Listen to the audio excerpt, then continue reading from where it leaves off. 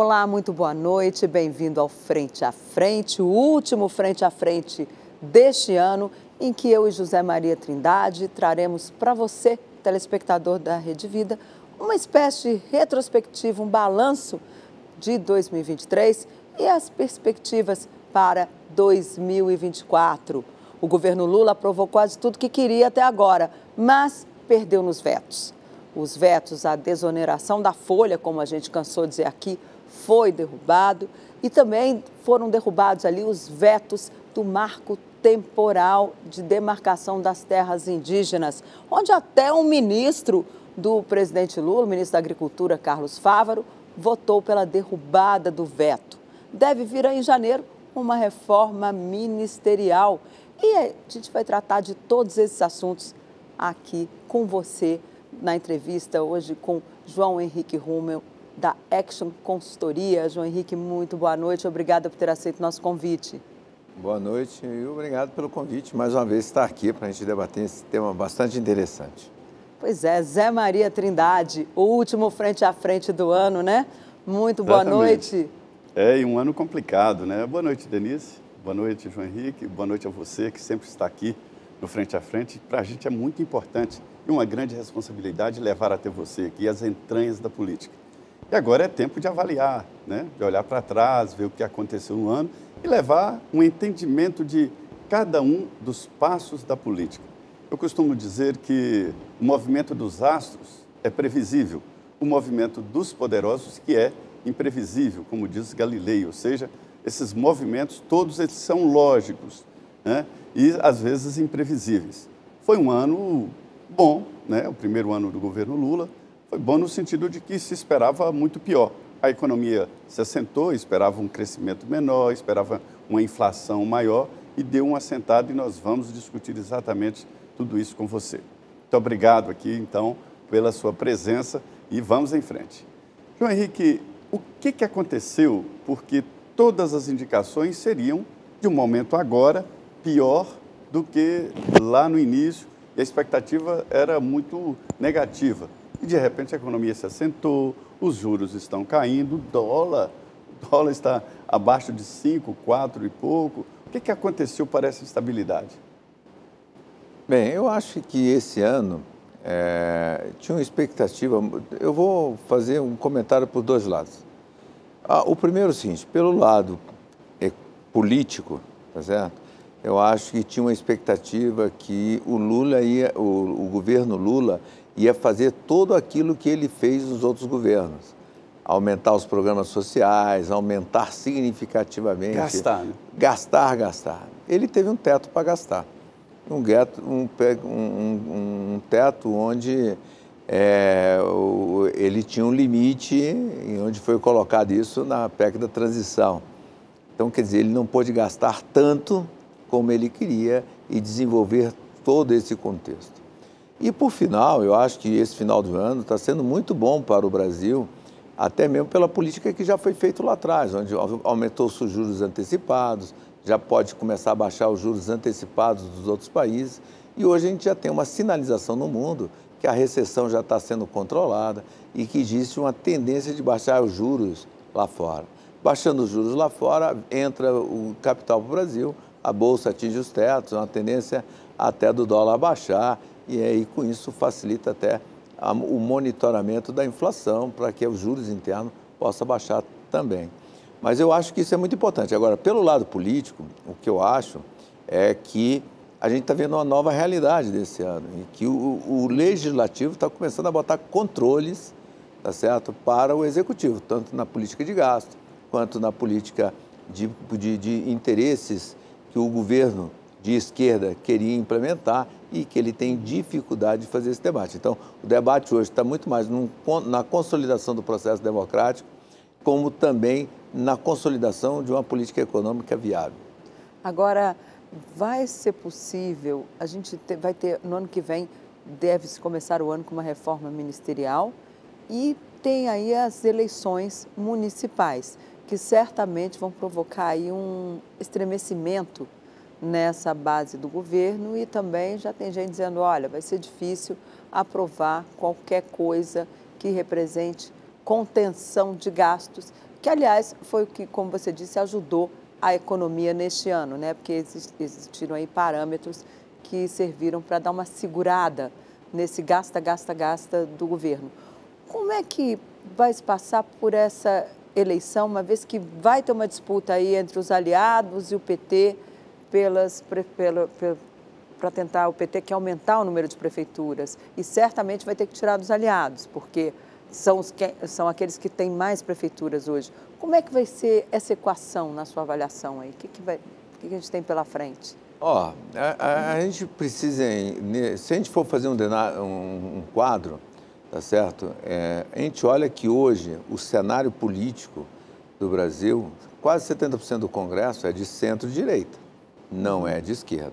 Hoje, nós temos uma realidade clara que, se a gente for colocar as votações onde eu precisava me colocar como esquerda, tá certo? A gente notou que a esquerda dentro do Congresso tem por volta de 135 votos na Câmara e por volta de 24 votos no Senado. Então, eles não são maioria dentro disso. Eles vão ter que construir uma nova fase para isso. Se eles não são maioria, qualquer pauta de esquerda dentro do Congresso hoje, ela vai ter uma dificuldade de sair e de exposição, principalmente se mandar um projeto, a tendência é que ele entre de um jeito e saia totalmente diferente do que ele entrou como política desse processo. Então é o seguinte, eles vão ter que achar um meio termo. O meio termo inicial pode ser uma boa reforma ministerial, onde ele tenta ajustar, não para ganhar espaço, mas para perder menos espaço.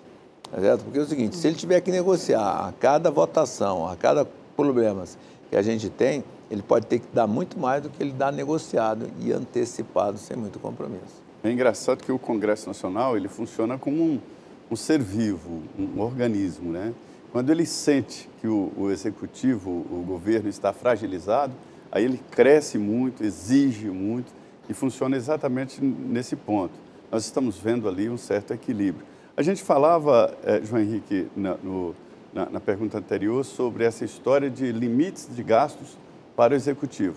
E esse debate é antigo. Eu me lembro que o José Serra, ele criticava muito fundos constitucionais, gastos obrigatórios como saúde, educação, e ele achava que o Executivo tinha que ficar mais livre para investir e para fazer as políticas públicas que o presidente da República, que o governador e o prefeito foram eleitos para isso, né? E a gente vê que o caminho foi exatamente inverso ao que defendiam lá alguns deputados e senadores liderados por José Serra. Quer dizer, é melhor o Executivo engessado ou livre para fazer a política que ele foi eleito? Essa é uma briga que a gente vai ter uma discussão da agora para frente, que essa discussão vai voltar. Não, eu acho que hoje está engessado demais, né? Eu acho que vai ficar cada dia mais engessado. Eu acredito que o mundo hoje, pelo que está acontecendo na revolução da sociedade em relação à informação, as pessoas estão questionando a qualidade do serviço público, tá certo? As pessoas estão questionando qual é a qualidade. Eu vou te fazer uma pergunta que a gente está querendo fazer uma reforma administrativa, tá certo? Se a gente for fazer 3 perguntas, eu vou fazer pelo menos 2 perguntas para você em termos de qualidade e eu quero saber o que as pessoas vão responder. Olha só, o principal serviço que a sociedade, que o governo tem que dar para a sociedade, que eu pago imposto para receber esse serviço, é educação e saúde. E segurança. Tá legal, vamos lá. Se eu hoje fazer uma pesquisa, eu desafio você a fazer essa pesquisa e perguntar o seguinte, qualquer cidadão, olha só, tem escola pública e tem escola privada, eu vou te dar um voucher, eu vou te dar o dinheiro e você escolhe qual o melhor serviço que você tem. Você acha qual vai ser a opção? Seguramente a particular privada. A saúde, você vai querer aplicar o seu dinheiro no SUS ou no plano de saúde? Plano de saúde, claro. Tá certo. A pergunta que eu faço hoje, qual é o percentual de solução de casos? Segurança. Prefere morar num condomínio? Fechado. Não, a pergunta que eu falo para você quer que o Estado investigue para você ou você quer um dinheiro do Estado que ele te contrai? A classe média não utiliza nenhum dos 3 serviços. Tá legal. Então, o que eu quero colocar para você é o seguinte, como é que o cidadão está questionando a qualidade e eu vou dar liberdade para gastar um serviço que ele é problemático? Eu não reclamo do serviço e não vejo perspectiva de melhorar, tá certo? Porque é mal gasto, é mal executado, é mal planejado, por mais que queja fiscalização, não tem concorrência, eu não tenho escolha. Então, eu não posso falar para ele que está ruim, eu vou reclamar para quem? Então, é o seguinte, eu acho que essa questão do gasto é uma discussão que ela vem para frente sobre a qualidade, como fazer e como melhorar isso. E quanto à questão do gasto público hoje, as pessoas cansaram de pagar imposto. Então, hoje nós precisamos achar uma forma seguinte, como é que eu gasto menos imposto e melhoro, pago menos imposto, tomo mais decisões individuais, que o mundo está ficando cada dia mais individualista, e como é que vai isso acontecer? Isso está acontecendo no mundo inteiro. E no Brasil tem. Agora, eu acho que o processo que a gente está fazendo no Brasil, ele é muito interessante, porque está sendo um debate, uma construção de um processo democrático. Agora, é difícil chegar a esse consenso, né? Porque o que a gente vê até agora é que o governo Lula, por exemplo, essa questão da privatização a que você se refere, o governo Lula não vai para esse caminho. E o serviço público, ele ficou consagrado, por exemplo, na área de saúde, quando a gente teve a pandemia, que as pessoas recorriam mesmo ao serviço de saúde.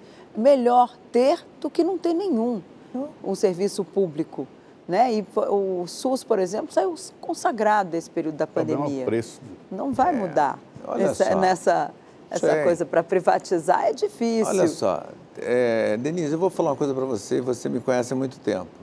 Eu falo há muito tempo que ia ter uma grande mudança do fortalecimento do poder do Congresso. E eu escutava essa mesma discussão. Isso é impossível, isso não muda. O Executivo tem o poder, o Executivo tem isso, está tudo na... Olha só. O que eu quero colocar, existe uma necessidade, existe uma demanda da sociedade, tá certo? E hoje a sociedade tem informação, a informação chega nela, e o debate é fácil de fazer.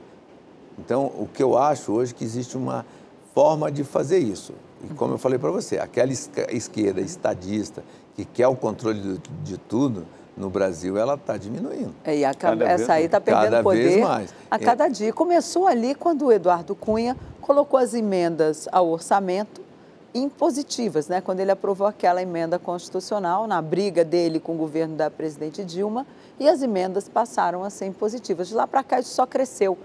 E o que a gente vê, isso também não vai voltar, né? Então, a gente vai ter um embate ali no ano que vem, porque o PT está tentando ver se consegue.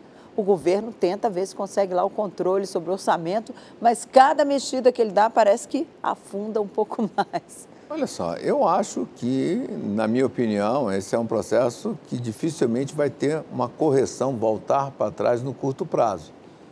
Por quê? E quando você fala aqui do Eduardo Cunha, eu vou falar para você o seguinte, que a grande mudança política, ela começa antes do orçamento. Ela começa quando foi mudado o rito das medidas provisórias. Olha só. Lá quando o Aécio era presidente. Olha só, porque é o seguinte, antigamente, a medida provisória era uma lei que entrava em vigor, a medida provisória entrava em vigor, ela tinha validade de 30 dias e eu podia republicar ela quantas vezes quiser. Tem uma medida provisória que foi publicada há mais de 10 anos. Ela virou lei sem ser aprovada. O plano Collor ficou... Tá certo? Então, o que eu quero colocar para vocês é, aí quando mudou isso? Em 2001 foi aprovada a PEC 38, se não me engano, onde mudou esse rito, passou a ser 60, prorrogado para 60, com 45 passava a trancar a pauta e ela caducava. Esse é o grande poder. Porque qual é o grande poder? Hoje eu não quero uma medida provisória, eu deixo ela caducar. Tá certo? Então é uma lei que vale num período e não vale mais. E aí cria uma... E você vê que esse ano nós tivemos uma briga gigantesca entre onde o Arthur Lira falou o seguinte, não manda medida provisória se ela não for urgente e essencial. Tá certo? Porque não vai passar. Então, você vê que esse ano quase não teve medida provisória. E quantas medidas provisórias foram retiradas e caducaram? Transformadas em projeto de lei, né? Transformadas em projeto de lei. Então, só para você ver que o poder chega lá. Outra coisa que modificou além das emendas... é o poder de pauta, né? O poder de pauta. A pauta hoje quem faz é o Congresso, não é mais o Executivo. O Executivo está a reboque da boa vontade do presidente das casas. Eu não tenho como pressionar eles dentro desse contexto. Na questão orçamentária, também, porque a partir do momento que teve as emendas impositivas, tá, eu passei a poder controlar. E outra coisa, quando eu tive o teto de gasto, o Congresso realmente começou a entender o que era o gasto do orçamento. E ele começou todo aquele recurso discricionário, ele passou a puxar para ele a responsabilidade com isso. Com isso ele ganha força, ele ganha poder. Agora, voltando um pouco aqui ao servidor, eu debato muito esse tema, né, do serviço público é deficiente. A gente falou aqui dos três principais, segurança, saúde e educação, que evidentemente, se alguém tem que fazer a opção, vai para o privado. Mas fora isso, o atendimento do dia a dia, tudo que você precisa para pagar alguma coisa, tudo muito complicado, atendimento muito complicado. Eu fico impressionado, João Henrique, uma pessoa vai tirar a carteira de motorista, é muito caro. Se a pessoa não tem um mínimo de dinheiro, ele é impedido de dirigir, ele é censurado de dirigir porque ele não tem dinheiro para pagar uma carteira de motorista. Quer dizer, é um documento que você deveria prestar sua habilidade perante servidores públicos muito bem pagos. Os funcionários do Detran têm altos salários, sim, em todos os estados, e tem que pagar caro. Enfim, é geral. O problema aí é o sistema ou o servidor? Porque no final todo mundo acha que é o servidor que tem mais vontade. Bem... E você tem uma larga experiência de observar à distância o serviço público. Eu também já fui servidor público num tempo e num cargo executivo. Olha só, eu acho que nós temos dois problemas. O primeiro é uma questão de avaliação do servidor e da qualidade do serviço. Nós hoje não fazemos esse questionamento. Olha só, quando eu estou na iniciativa privada eu tenho alternativa, eu procuro um melhor. Agora, quando é o serviço público, é esse ou é esse. Tá certo? Então, esse é o primeiro problema que a gente tem. Segundo, hoje, na média dos salários, o servidor público ganha muito bem para poder dar o serviço que não é de qualidade necessária para isso. Tá certo? Então, eu acho que esses são dois problemas que precisam ser discutidos. Eu acho que nós temos uma reforma administrativa aí para discutir exatamente isso.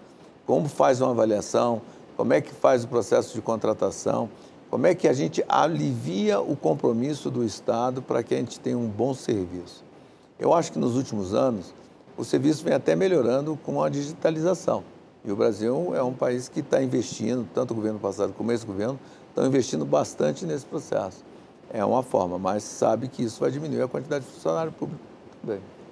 Muito bem, nós estamos aqui no Frente a Frente com o João Henrique Hummel, consultor conhecido aqui, que tem uma ideia muito boa de governo, de país, e é por isso que nós estamos fazendo essa avaliação aqui de ano, desse 2023 que está aí nos dias finais, né? Nós vamos agora um intervalo de 2 minutos e estaremos de volta. Salve, muito boa noite! Nós estamos aí nos dias finais de 2023 e na política é assim mesmo, o calendário aqui é diferente. Brasília já começa a ser a cidade do poder virtual. Excesso no Congresso, excesso parlamentar no Congresso, excesso no Supremo. O presidente Lula também vai sair uns dias aí entre Natal e Ano Novo. Sugeriu que alguns ministros saiam de férias, ou seja, a esplanada vai esvaziar. Quando o chefe vai embora, todo mundo ali, os cargos principais também saem. E Brasília, Distrito Federal, fica esvaziada mesmo. Não é um ano de troca de governo, né? Quando tem aquele ano de troca de presidente da República, todo mundo fica por aqui. Porque aí tem as trocas nos ministérios e muita gente tem medo de sair de férias. Quando voltar, a cadeira dele já está ocupada. Agora não, está tranquilo, meio de governo, então a previsão é essa, de Brasília mais vazia e a cidade do poder virtual. É isso. E nós continuamos aqui no Frente a Frente. Nós estamos falando de política, mas desta vez a gente trouxe aqui um técnico para explicar ali o porquê de cada um dos passos do ano e qual é a estratégia de cada poder. O João Henrique Hummel é um consultor aqui muito requisitado, que sempre trabalhou ali em vários governos, exatamente fazendo análise de cenário, e preste muita atenção, porque você vai aprender o que está por trás da política, a mesma política que define a sua vida. João Henrique, eu aprendi que o grande poder hoje é o orçamento. Nem o governo, nem o municipal, nem o estadual, nem o federal gasta um centavo se não estiver no orçamento. Então, aquilo é um poder, né? A comissão mais requisitada da Câmara e Senado é a Comissão Mista de Orçamento. Quem é que está dominando hoje o orçamento da União? Governo ou Congresso? Olha só, o governo, o executivo, ele está muito preso em duas contas, que é a conta da Previdência e a conta de salário. E são despesas fixas. E são despesas fixas e crescentes. E as despesas discricionárias, no governo federal, quem vem se apoderando disso é o Congresso Nacional. Então, hoje, para a gente ter uma ideia, Antigamente, eu vou contar uma história, eu como assessor político de empresas, antes, tudo que eu queria, eu teria que ir no executivo para conseguir uma verba para um município, para um hospital, para uma estrada, para alguma coisa, eu teria que achar um espaço dentro do executivo para poder, eu como parlamentar, mandar para a minha região. Hoje o que está acontecendo é o inverso, tá certo? Quem tem a verba é o parlamentar. Só para você ter uma ideia, hoje cada deputado federal tem em torno de 33 milhões de reais de emendas impositivas. Um senador 58, 59 mais ou menos. Cada estado tem mais 290 milhões de reais esse ano, o ano que vem é mais, tá? Para poder gastar. E é impositiva. Eu coloquei naquele lugar, esse dinheiro vai para lá. Só para você ter uma ideia, hoje nós estamos discutindo o grande programa do governo de vender soluções para a sociedade, é o PAC. Se você olhar lá, quase metade do dinheiro do PAC é recurso de emenda. Quem vai bater na porta do parlamentar hoje para colocar dinheiro no PAC é o governo. Olha só como é que inverteu o poder. Mas isso é só na área federal, na área estadual ainda não mudou isso, tá certo? Nem municipal. Então, quer dizer, hoje, aquele poder de barganha que o executivo tinha em pedir o voto, em trocar voto a troco de uma verba de algum lugar, e reduziu significativamente. Só para explicar que o orçamento da União, ele é na faixa de... O próximo é 5 trilhões e 500 bilhões. 5 trilhões e 500 bilhões. Aí se gasta lá 2 trilhões para o serviço da dívida, pagar juros, que 1 trilhão para a folha de pagamento, mais 1 trilhão, é isso aí, para a Previdência. Aí sobra ali 126 bilhões, né, para as discricionárias. É onde se pode escolher onde gastar. É isso que o João Henrique está falando, de que esses 120 bilhões, de 5 trilhões, é que está sendo dividido entre Congresso e governo. É preciso considerar que parte dessa verba discricionária, ela já vem vinculada a determinadas áreas, ou seja, é quase tudo muito engessado, né, João? E fala, João Henrique, uma especialista em orçamento, a Denise Rotenburg, ela fez uma das matérias mais famosas do orçamento. É ela que descobriu aquela história dos anões do orçamento, descobriu aquela grande falcatrua que acabou em deputados caçados, uma matéria da Denise Rotenburg. Eu me lembro exatamente, Denise. É pouco tempo atrás, né, Denise? Vai revelar a idade. Bem, os recursos eles são carimbados. Mesmo as emendas parlamentares, ele tem um percentual hoje que é quase 50%. É obrigatório ser na área de saúde, um outro percentual na área de educação, e o resto ele vai poder botar em obras, festas, o que for.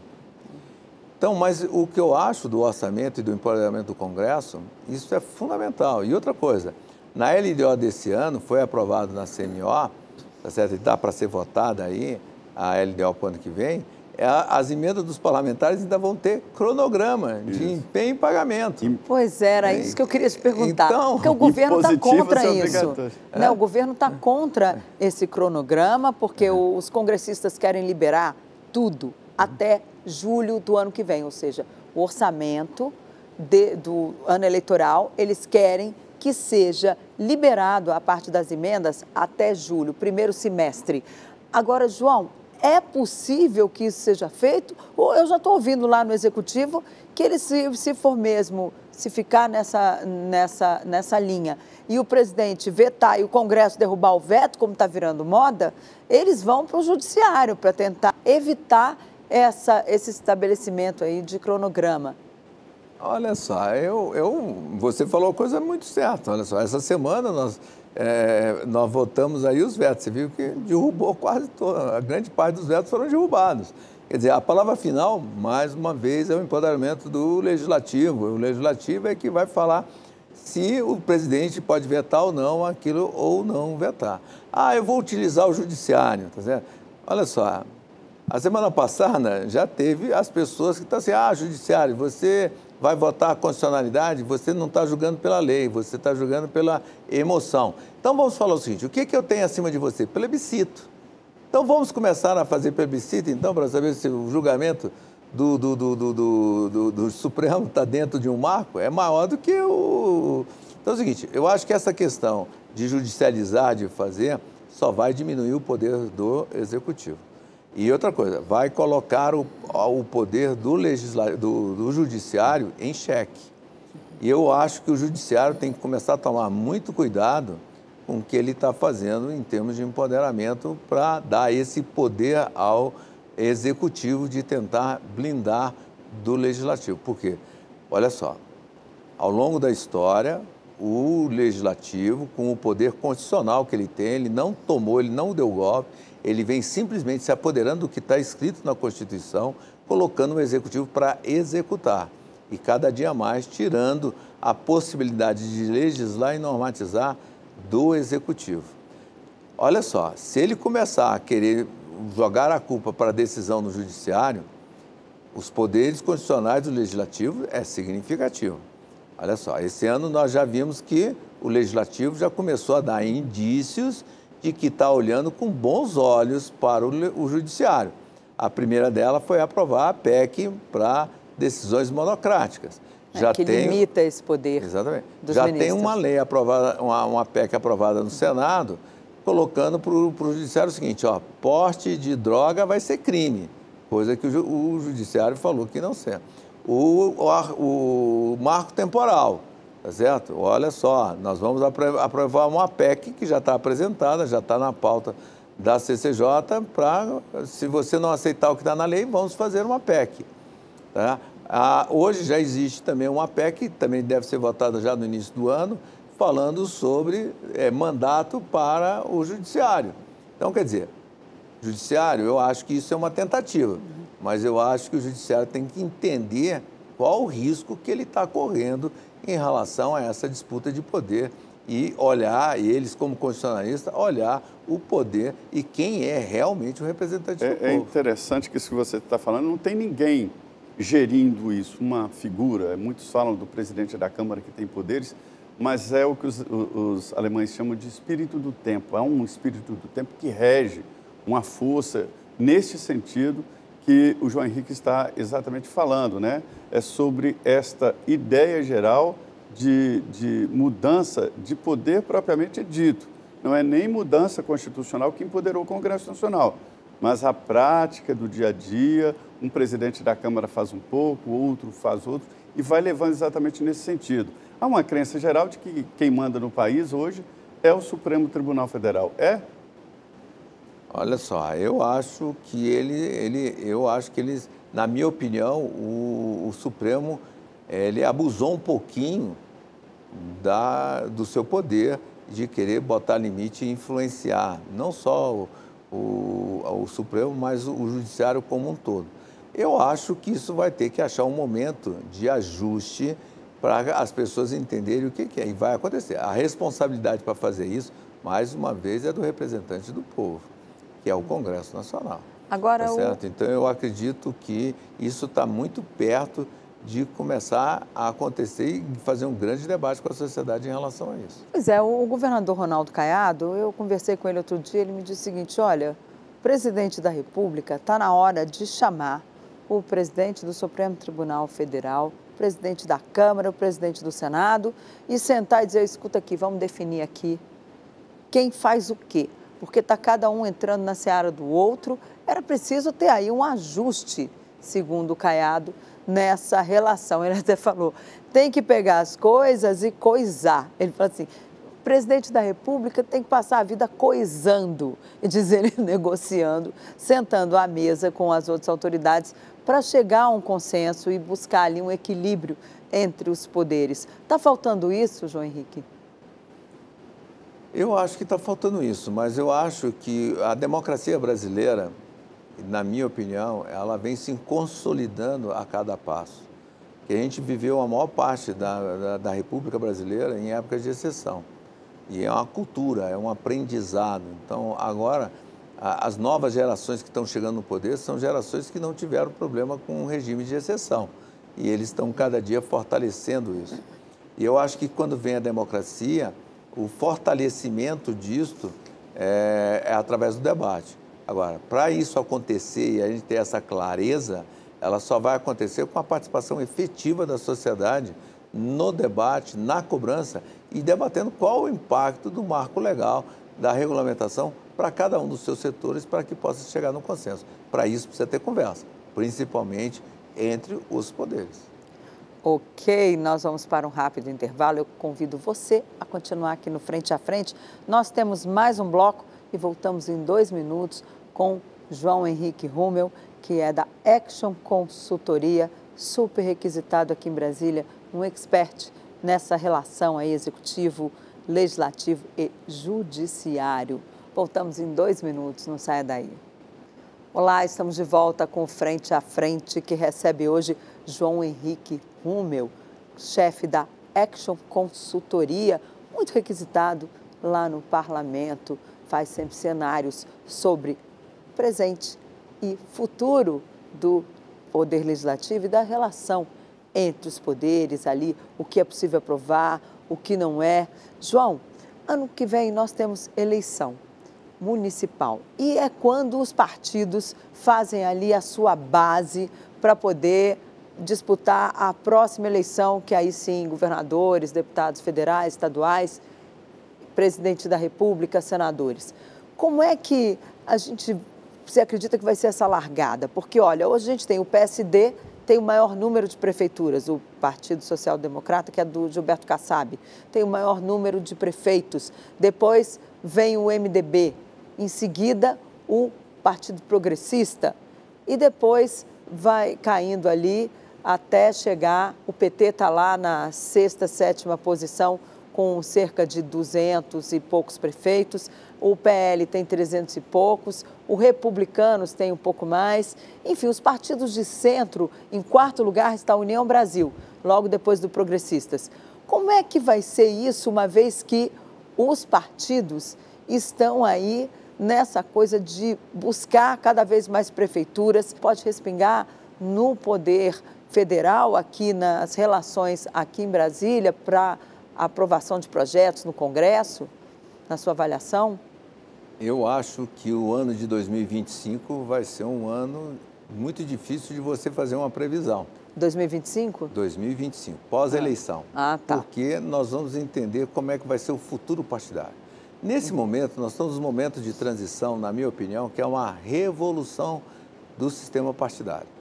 Se a gente colocar há um ano atrás, a gente tinha 28 instituições, ou federação, ou partido, tá certo? Que recebiam recursos públicos, tá certo? Para fazer campanha em fundo partidário. Esse ano nós temos 14. Tá certo? Por que aconteceu isso? A nova norma da legislação, que com o fim das coligações e aquele sistema de você ter que atingir, para poder ter representantes na proporcional, você tem que ter 100%, depois você cai na regra do 80%, mas o parlamentar, para poder assumir, tem que ter pelo menos 20% dos votos, do coeficiente eleitoral. Com isso, você faz uma equação estatística e vai criar uma dificuldade muito grande. Vou dar exemplo de Brasília, tá? Brasília tem 8 deputados federais. Aqui, só para você ter uma ideia, teve 4 partidos que conseguiram indicar deputados. E no último minuto, quase de 10 votos. Tá? O que acontece com isso? A maior parte dos municípios tem até 12, 15 vereadores. E que isso vai cair nessa mesma regra. Você vai ter no máximo 4, 5 partidos. Partidos por município, né? Por município. Então, mas os partidos continuam, né? Eles não têm o dinheiro público. Exatamente. Por que eu estou fazendo esse raciocínio? Porque isso, hoje, com esse negócio da verticalização e principalmente da nominata ser só do partido, tá certo? Há 4 anos atrás, eu estava no partido A. Eu era um deputado federal, tinha minha base. Eu mudei de partido, mas não mudei. Eu estava num partido, não sabia para que partido é. Eu botei os meus vereadores e prefeitos em um partido. Só que eu me elegi em outro partido. Agora, eu vou ter a chance de voltar para esses partidos. E eu vou votar que eu tenho um espaço político dentro do partido, que isso vai ser importante, ter o meu bloco dentro disso. A segunda ponto que eu acho que isso vai ser importante, quando a Denise fala percentual de prefeitura, um dos grandes influenciadores para a reeleição e formação de base vai ser o prefeito. O segundo ponto vai ser o adversário do prefeito. E um fator, depois o governador, e depois tem essa coisa binária entre o Bolsonaro e o Lula. Mas tem um fator que ninguém está falando o seguinte, que é o fundo eleitoral, tá certo? Onde o PL vai ter quase 20% do orçamento. Então, vamos colocar, se ele for 4 bilhões e 800, o Partido Liberal vai ter quase 900 milhões um bilhão de reais. O segundo é o PT, que vai ter por volta de 13 e pouquinho, depois o União. E os outros partidos na faixa de 7, 8%. Então, quer dizer, a quantidade de dinheiro para poder gastar entre esses partidos vai fazer uma diferença significativa nisso. A quantidade de prefeito vai ser significativa. E por que eu falo que 2025 vai ser muito diferente? Porque é o seguinte, eu cheguei no dia 8 de outubro do ano que vem.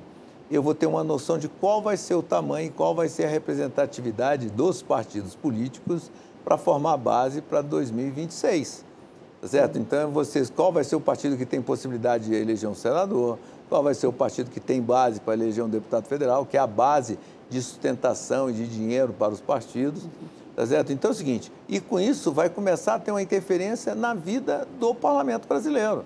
E, principalmente, se a esquerda não crescer nessas eleições, tá certo? O significado que a representatividade dela na próxima legislatura também não deve crescer. Será uma espécie de laboratório de 2026. Eu acho que vai ser um dos grandes passos da consolidação partidária e que, na minha opinião, essa consolidação partidária vai começar a criar uma identidade ideológica dos partidos, coisa que a gente não tinha. Partido era uma questão de oportunidade. Agora, eu acho que vai ter que começar a ter uma identidade ideológica para poder falar para a sociedade. O meu partido é a favor disso, é contra aquilo, somos assim, somos assados. Então, eu acho que isso é uma evolução para o Brasil e um fortalecimento da democracia gigantesco. Agora, você acredita que pode haver uma polarização? Eu pergunto isso porque o presidente Lula disse outro dia num evento no Congresso Eleitoral do PT que ele acredita que haverá, sim, a polarização entre ele e o ex-presidente Jair Bolsonaro, logo nessa eleição de 2024. O senhor acha que isso é possível? É por aí mesmo? Lula está certo? Olha só, a gente hoje, o que a gente está vendo e o que a gente viu nas eleições passadas é que tem aquele grupo ligado à esquerda e tem esse grupo ligado à direita. E eles são bem fiéis e são bem polêmicos. Certo? Mas a gente tem um grupo hoje que, na minha opinião, votou um contra um grupo ou contra o outro, não votou a favor disso. E é um grupo que está procurando um espaço para isso. E é um grupo grande, né? E eu acho que é a maioria. É que vai decidir a eleição. E que vai decidir todas essas eleições. O que eu acho hoje que as redes sociais, a forma de como a comunicação chega, está fortalecendo entre esse grupo. Porque é o seguinte, hoje a rede social, ela está... Cada pessoa tem a sua rede. Tá certo? Cada pessoa está criando o seu núcleo de informação. Então, se eu não gosto de A, aquilo não vai aparecer para mim. Se eu não gosto de B, aquilo não vai aparecer para mim. E aquele debate até entre famílias que criavam muita briga já diminuiu, porque o cara não está sabendo o que o outro está falando, porque não chega para ele. Tá certo? Porque a própria rede programa. Então, eu acho que esse centro tem um fortalecimento. O Lula fala isso, na minha opinião, como o Bolsonaro também fala, porque eles necessitam dessa radicalização para tomar conhecimento e tentar crescer dentro desse espaço. É o que eu chamo de codependência, né? Claro. Essa codependência antiga era entre PSDB e PT. E você já disse que é uma evolução, naturalmente, identifica como um ponto positivo para o país, né? Mas eu e a Denise já falamos aqui de que está certo, não tem um substituto imediato para o ex-presidente Jair Bolsonaro. Não tem ainda. Mas também não tem para a esquerda, que é dependente do Lula. E essa situação... Eles não têm ainda, né? Quem vai? Os herdeiros. Exatamente. Nem sabe se o Lula vai disputar. Eu ouvi assim, olha, o Lula não tem vontade de se reeleger mesmo, não. Agora, a Janja morre de vontade de continuar sendo a primeira-dama, ou seja, é possível que ele dispute a reeleição, sim, como ele está dizendo. Essa situação, ela propicia o surgimento de novas lideranças. Eu acredito nisso. Eu só acho que essas novas lideranças, elas só vão aparecer com o resultado das eleições do ano que vem.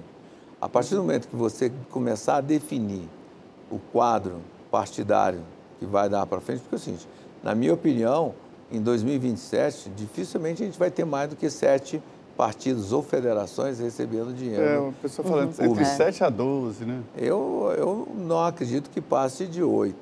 Tá? Estatisticamente, para mim, eu acho muito difícil passar disso, porque o coeficiente, eu tenho que ter 2,5% dos votos, eu tenho que ter 15 deputados federais, tá certo? Então, se eu fizer essa linha de corte hoje, já sai uma porção, até mesmo de federação que está aí, já não consegue atender esses requisitos.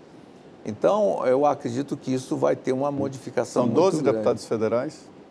Hoje são 12. A próxima eleição vai ser 15. Então isso vai já subindo o sarrafo. Vai subindo o sarrafo.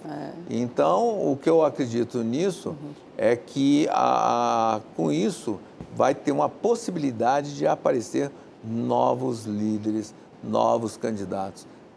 Gente com intenção não falta. Agora, ninguém quer se manifestar nesse momento para não precisar apanhar. Todo mundo, e ele precisa saber onde que vai estar o painel de quem que ele vai ter que negociar e qual a base que ele vai ter que buscar. Que isso vai estar caracterizado nas eleições, na minha opinião, nas eleições do ano que vem. Agora, João, o senhor também é muito ligado ao agronegócio, já foi do Instituto Pensar Agro.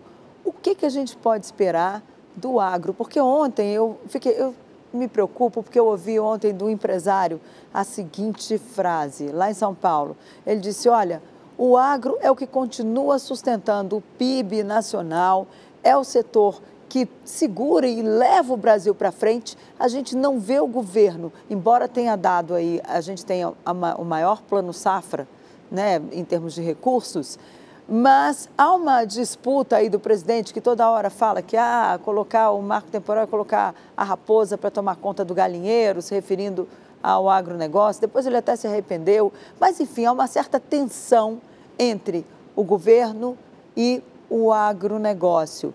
E diz esse empresário, diz o seguinte, olha, se o agro quebra, Lula vai tomar um tombo. Se o agro cai mais um pouquinho, que caiu, né, em relação à produção, embora a gente tenha aí o autofinanciamento, mas se quebrar, se tiver uma queda no agro, Lula vai levar um tombo.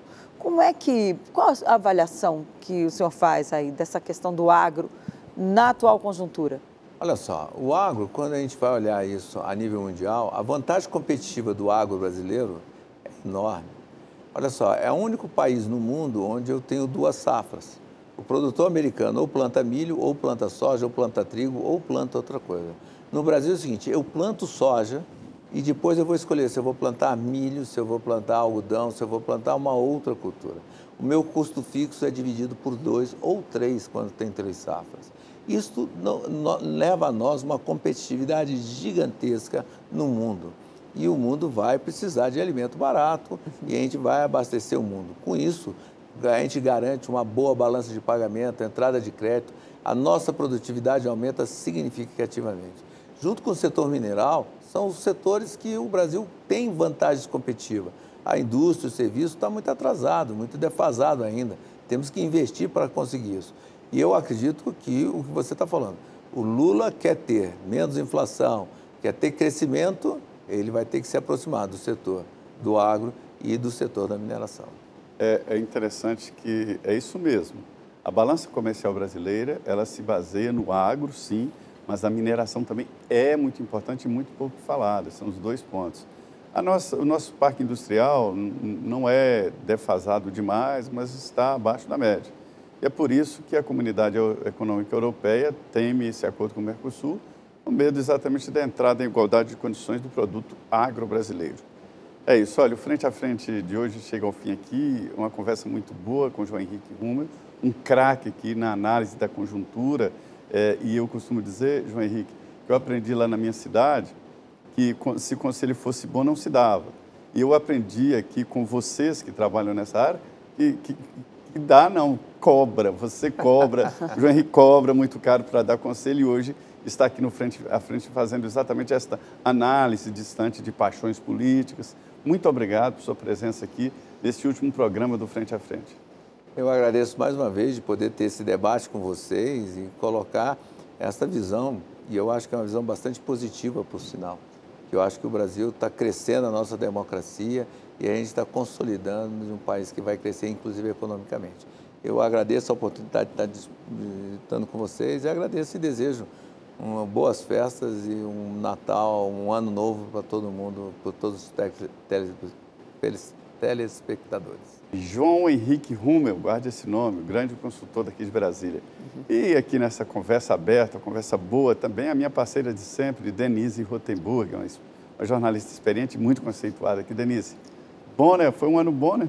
Foi, né, Zé Maria? Mais um ano de Frente a Frente, o Frente a Frente 2023 fica por aqui. Eu agradeço muito ao João Henrique, ao Zé Maria, especialmente a você. Olha, um feliz ano novo, um feliz Natal, tudo de bom para você, sua família, todos os seus. E em 2024 a gente está de volta, né, Zé? Voltamos aqui, ano que vem estamos aí novamente. Exatamente. Eu queria agradecer muito a família daqui da Rede Vida. Você nos vê, mas por trás existe uma equipe muito grande, de grande qualidade, aqui o Orismar, o Tiago e vários outros que trabalham exatamente nesse sentido, viu? Fiquem com Deus, muito obrigado. Boa noite e continue aqui na Rede Vida. Começa agora o Jornal da Vida. Vamos em frente. É isso aí.